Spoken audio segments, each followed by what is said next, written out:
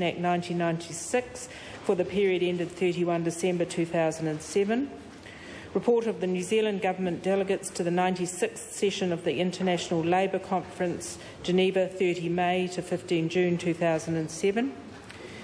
Annual reports for 2007 and 2008 from the Auckland Waikato Fish and Game Council, the Central South Island Fish and Game Council, the Eastern Region Fish and Game Council, Marlborough Nelson Fish and Game Council, New Zealand Fish and Game Council, North Canterbury Fish and Game Council, Taranaki Fish and Game Council, Otago Fish and Game Council, Land Transport New Zealand, the Ministry of Transport, New Zealand Conservation Authority and the Register of Friendly Societies and Credit Unions.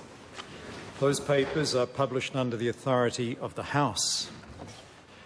I hereby present a report of the Controller and Auditor General entitled Ministry of Health, Monitoring the Progress of the Primary Health Care Strategy. Are there any Select Committee reports? Report of the Foreign Affairs, Defence and Trade Committee on the petitions of Po Tamasoi and others.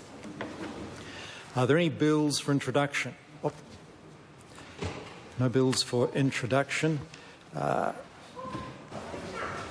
The House then comes to point of order. Dr. Russell Norman. Thank you, Mr. Speaker. I just seek your assistance and support, really. It's been indicated to us that there's a number of important pieces of legislation that are coming up very shortly. And I'm becoming a bit concerned that we're getting into a habit where we have to debate and vote on legislation before we've had a chance to properly digest it. And I'm just seeking your support to endeavour to get the Leader of the House, if you could put some pressure on the Leader of the House to provide bills to us earlier than perhaps half an hour before we have to actually debate and vote them. Order.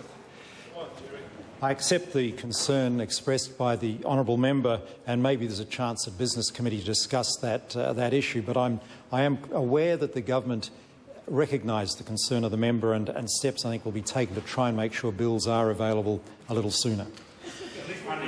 We come now to the House. Now comes to questions for oral answer, and the first question stands in the name of Nathan Guy.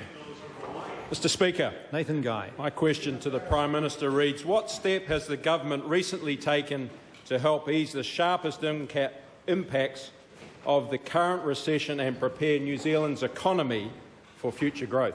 Mr. Speaker. The Honourable Prime Minister. Mr. Speaker, the government's taken a number of steps, including introducing legislation which will ensure there will be tax reductions from 1 April this year that will provide much stimulus and support to those in great need. We've introduced the Restart package to ensure we're providing extra support to those hard hit by redundancy. We've announced the first phase of the government's reforms to simplify and streamline the Resource Management Act. We announced last week a group of initiatives for the Small Business Relief Package, which will help lighten the load on small and medium enterprises. And, Mr. Speaker, we've only just begun. Supplementary. Nathan Guy. Supplementary to the Prime Minister. Is the government planning to announce any further measures in the near future? Mr. Speaker.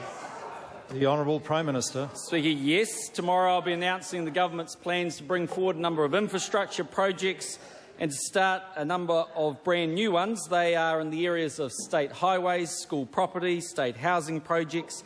These are projects that will be ready to start and underway ASAP. In addition to that, on the 27th of February, I'll be hosting the Jobs Summit that will bring together the private sector, local government, NGOs and public sector participants to discuss how we can ensure that people are kept in employment. These are simply some of the announcements we are making in February, Mr. Speaker, but of course there is always more that we may announce soon. The Honourable Leader of the Opposition. Mr. Speaker. Order. The Honourable Leader of the Opposition. Mr. Speaker, can the Prime Minister confirm that by far the largest part of the so-called stimulus package was actually in Labor's 2008 budget, where tax cuts totalling nearly $11 billion were legislated for, Can he confirm that the bulk of his tax bill being introduced is actually already in Labor's 2008 tax bill? And can he confirm that most of the projects, if not all of the projects that he will announce tomorrow, have already received approval, are in the pipeline and are ready to go as a result of the last government's actions? The Honourable Prime Minister may answer one of those questions. Speaker, no. What I can confirm is this government has taken about 100 or so days to start cutting taxes, and his government took 9 years to cut taxes.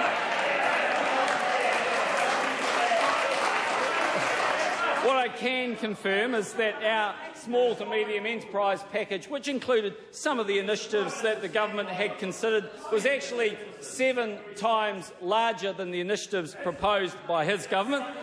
What I can confirm is that in the 2009-2010 period, where his government had nothing to do with tax cuts, that in fact our stimulus is negative 4.4% relative to 2.9% negative in terms of cash deficits. Mr. Speaker, the New Zealand public are rightfully so looking towards our government to ensure they get through this economic recession. Nathan Guy. Supplementary to the Prime Minister. Has the Prime Minister seen any reports about the level of fiscal stimulus in New Zealand compared to other OECD countries? Speaker. The Honourable Prime Minister. Speaker, yes, I've seen a report showing that the fiscal stimulus across the period 2007 to 2010 in all OECD countries, that shows New Zealand having the 3rd highest fiscal stimulus in the OECD. This level of fiscal stimulus is an appropriate response to the circumstances facing New Zealand. However, I would warn members who are calling for more that overdoing that stimulus, however, would mean running very large deficits and building up levels of government debt, which would be a huge burden not just on this generation but on future generations, and maybe Mr Goff could give that some consideration. The Honourable Leader of the Opposition. Can the Prime Minister confirm that 3/4 of that stimulus package that he's now bragging about was as a result of Labor government actions? Mr Speaker, what I can confirm... The Honourable Prime Minister. Mr Speaker, well,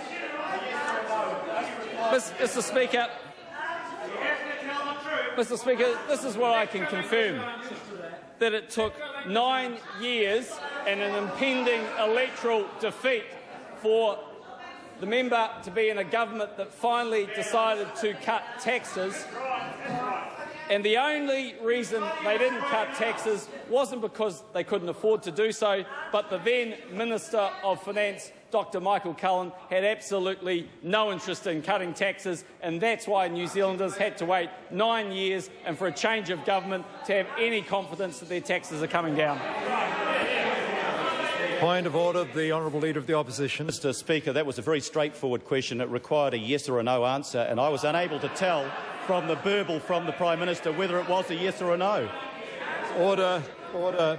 I listened very carefully to the answer from the Prime Minister, and I believe he did address the question and that he did refer to measures with respect to fiscal stimulus by the previous government.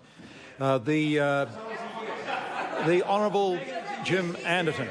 Mr Speaker, as the Prime Minister in his answer, quoting OECD figures, mentioned the years 2007-2008 for fiscal stimulus, could he confirm that the National Party was not in government in those years? And secondly, if the aim of the business tax policy package was to help ease the effects of recession and prepare for growth,